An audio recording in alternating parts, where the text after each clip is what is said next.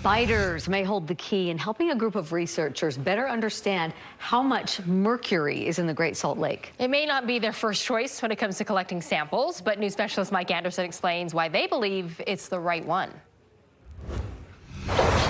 If you're like most people, you might choose to stay away from spots like this, but maybe not if you're a scientist. I like spiders now because they help me answer my research questions in a really unique way. Dr. Rebecca Brasso is an assistant professor of urban ecology in Weber State University's Department of Zoology. Do I want them near my hands? Not in particular, but sometimes you have to do what you have to do. She, along with a number of students, have collected hundreds of these things, along with many more brine flies over the past 6 years to get a better handle on one bad pollutant, all focused in 2 areas around Antelope Island. Mercury at high concentrations is a potent neurotoxin, but even really low concentrations of mercury can cause things like immune system dysfunction, reproductive impairment. All really bad things for the ecosystem, from the brine shrimp that tend to struggle in low water years with high salinity to migratory birds, which are really the main focus of the study.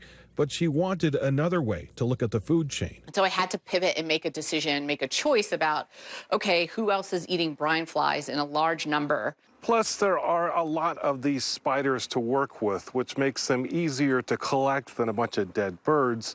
Brasso says they're also an apex predator, which means they're far enough down that food chain. So far, she says, mercury levels in the spiders are higher in high water years, lower in major drought. But it's still hard to say whether that's tied directly to the water or a possible change in diet as the brine flies and the shores get farther away from here. The Great Salt Lake is a really important ecosystem, both ecologically in terms of the animals that live there, but also economically. Mike Anderson, KSL 5 News.